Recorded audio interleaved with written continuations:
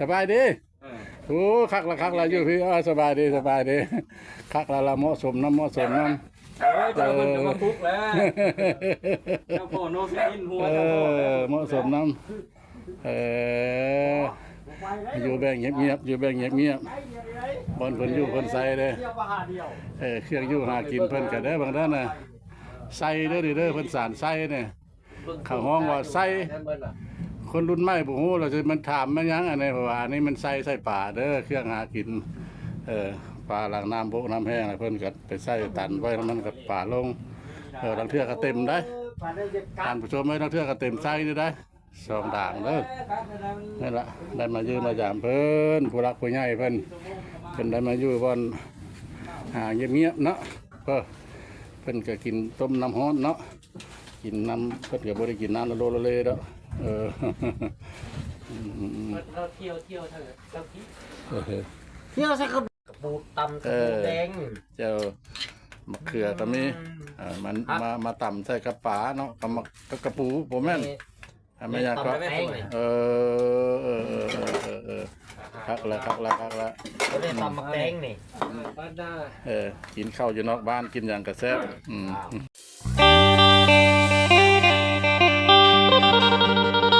เอา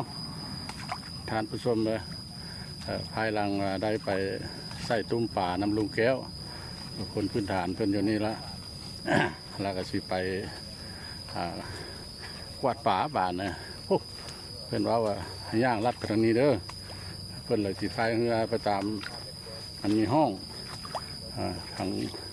ประบ้านปะโลกับทีมงานนี่ละบ่าวคำวันนี่ละสิได้ย่างลัดดงลัดป้าไปกวาดป่าเนาะกวาดแหงเอาป่ากินง่ายไปเบิ่งพร้อมกันเลยย่างน้ำลุยน้ำไปน้ำก็เลิกดอกเนาะเพียงนักแข้งพันไล่เป็นเส้นก็อยู่ราว30เซน40เซนความลึกพุ่นละลุยน้ำไปพุ่นละ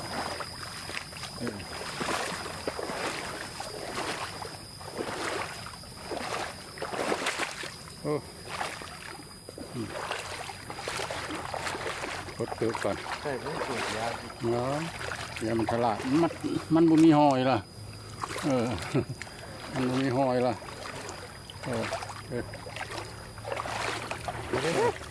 ครับ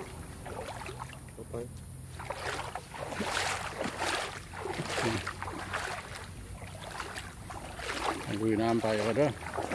อลูกแก้วว่าไปแก้แยงเนาะเอาแยงมากวาดเอาแยงมากวาดแก้แยงเอาป่าโอ้ยหอยโค้ง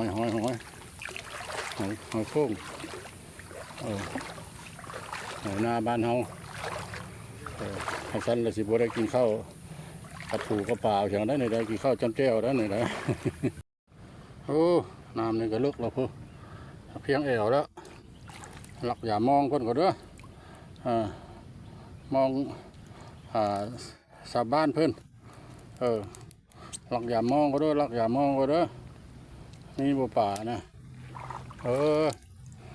ทึกนึกว่าพอได้ปิ้งกินง่ายนี่เนาะเพิ่นบ่ให้หรอวะอาจจะ2 ตัว 3 ตัวนึง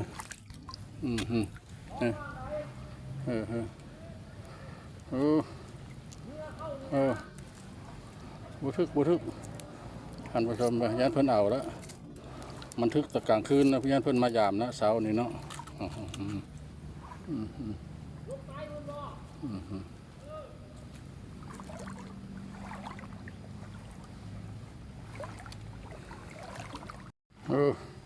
มาเนี่ยบัดคาหัวนาเพิ่นแล้วเนาะเพิ่นก็เฮ็ดกระไดให้เที่ยวอยู่เพิ่นละหัวให้หัวนาเพิ่นนองมันอยู่ในพุ่นเพิ่นอยู่พุ่นละเห็นบ่เถียงเพิ่นที่มองหน้าไปพุ่นละเป็นเฮือนเถียงของน้องชายของลูกแก้วนี่ละเอาไปลุกคุกคานไปพร้อมกันเลยขึ้นกระไดน้ำเดียวให้ท่านผู้ชมเห็นแล้วก็เป็นหน้าสงสารเพื่อนเนาะก่อนเพื่อนสิได้ ดำเข้าดำน้ำซะนี่ก็บ่แม่นธรรมดาเนาะมันมีป่าไม้นะป่าหญ้านะเพิ่นก็สิได้ใช้จักรเนาะจักรตัดหญ้าละตัดออกหมดแล้วเพิ่นจังสิได้ไถได้ตามเบิ่งนะไถแล้วก็ดำไถนี่ก็บ่แม่นนั้นเนาะเสียเงินเสียคำซื้อน้ำมัน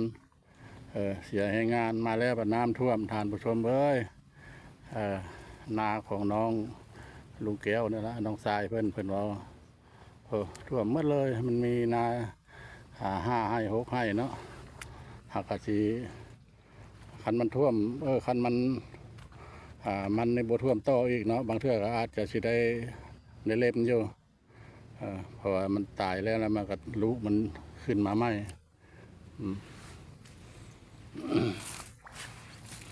สงสารเด้อสงสารน้ำกำลังลุยน้ำปั๊มขวามาอาจารย์คำนวณเพิ่นนี่ก็ได้ ได้พาตรงนาน้ำท่วมนี่ละน้ำบกลงแล้วยังเห็นแต่ต่อมันเนาะอยู่กับปูกับป่าตรงนี้ละนะนาตรงนี้ละยากคนเห็นเลยเด้อแปลว่ามันอยู่ในห้อมผู้ห้อมป่าแล้วก็อยู่ซอกลีกได้คว้ามแม่น้ำโดดมาอีกถ้าบ่มีเหือคว้ามบ่ได้เนาะคว้ามบ่ได้เด่นนะมันมีภูมีผาอ้อมไปเลยนาแล้วมันอยู่ในคันเชือแล้วก็กวนเด้ออยู่ในกวนภูผาพ้นอ้อมไปเลยผู้บุหูแล้วเอาให้ได้เจ้าจังไปได้ยังไงวะมันก็มีช่องทางมาอยู่เนาะมันเป็นกวนเด้อกวนบ่มีใครเห็นเนาะนาตรงนี้เนาะนอกเหนือจากเจ้าของคนเองเพราะว่ามันมายากมันมีแม่น้ำกั้นภูผาอ้อมท่านผู้ชมเลยหันเบ้าคำนวณเพิ่นหาความก่อนแล้วมาวันนี้เราถือว่าไปบ่ได้นะยังบ่ได้น้ำลึกน้ำลึกแต่มันเป็นสายห้อยสายห้องเทียงเพิ่นก็ได้ไปปุ๊กอยู่โน่นเนาะพอได้บอกใช่ไหมโน่นนี่สั่งอันนี้ก็บ่ฮู้เนาะทางรถไฟบ่เลยมันอย่างนั่นละเพิ่นกำลังสิกลับมาเอาบ้านนะสิกลับมาเอาประมาณพะเลาะอันนี้ก็ความทุกความยากเนาะท่านผู้ชมเนาะอย่าให้FCเนาะผู้ใหญ่ใจบุญทั้งหลายละก่อนจะได้คลิปหนึ่งลงให้ท่านผู้ชมเห็นนี่ก็ใช้เวลาเนี่ยใช้เหือใช้แห้งใช้นั่นแหละลุยน้ำปั๊มขวดนั่นเนี่ยมันบนใดลุยได้ก็ลุยเอาบนใดลุยบ่ได้แล้วก็ได้ใช้เหือนั่นแหละนะอันนี้มันเหือสาบานเป็นเด้อซื้อเพื่อนละลุงแก้วเพิ่นใส่ตุ้มเมื่อกี้นี่ละเพื่อนละมาคนเอาบาทเหือละมันเหือน้อยก้อนก้อนไหนเที่ยวที่สองมาเลยได้มาฮอดมาถึงแล้วท่านผู้ชมเอ้ยบ้านบืนมาเถียงให้เถียงหน้าเพื่อนนี่ละแต่ซ้ำเฮือนเพื่อนนี่ละมาอยู่พี่แล้วมันเบาสมองเนาะเบาสมองเงียบเลี้ยงแบ่มันก็ไปหากินใส่บ่ได้แล้วได้มาอยู่โน่นน้ำผู้เจ้าเดือนแล้วเนี่ยคักละคักแล้วแบ่เพิ่นกระลวงลายโตเนาะมาอยู่แบบนี้ก็อยู่ตามธรรมชาตินั่นก็คักท่านผู้ชมลุงแก้วเพิ่นพามาลิ้นมาหัวนะเพิ่น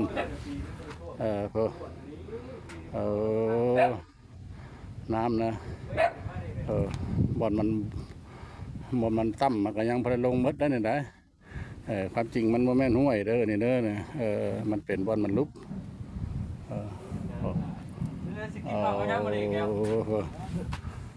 แบ่เพิ่นรวมหลายโตนะนั่นแหละ พ่อใหญ่แหละ จักโมงแล้วท่านผู้ชมเอ้ยกลับมาเด้อมากินน้ำกัน โอ้ย เด้อ ไล่ กินข้าวป้า ปลาแม่ กิน น้ำ ข้าว คลอง ป้า นี่4 โมงยัง10 ต้องกินข้าวง่ายได้นี่ได้ ความทุกข์ความยากบ้านบืนมาลุยน้ำปั้มขัวมานะ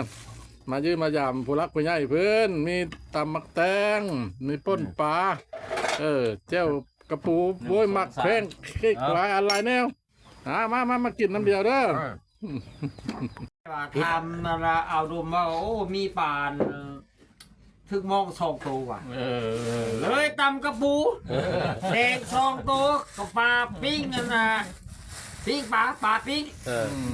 2 ตัวมาตำซะเดียวเลยกับจ้ามะเขือซะอีก เรียบร้อยเนาะบัด สีมือคอยเฮ็ดป้อ บ่เหลือ บ่ได้เหลืออย่างเลยยังเหลือแต่ถ้วยกับจาน ได้เวลานาทีแล้วเนาะเดี๋ยวนี้ก็ประมาณ4 โมงปลายเนาะ4 โมงปลาย5 โมงยังแล้วได้นี่แหละบ้านบืนมาซอกอยู่หากินหาปูหาปลาใส่ตุ้มปลาแล้วก็มากินข้าวง่ายอยู่เที่ยงผู้รักผู้ใหญ่เพื่อนนี่ละแล้วก็ทางเม็ดทางมวลกันเนาะก็สิพอประมาณนั้นแหละการถ่ายทำให้ท่านผู้ชมเห็นเนาะจากนี้ไป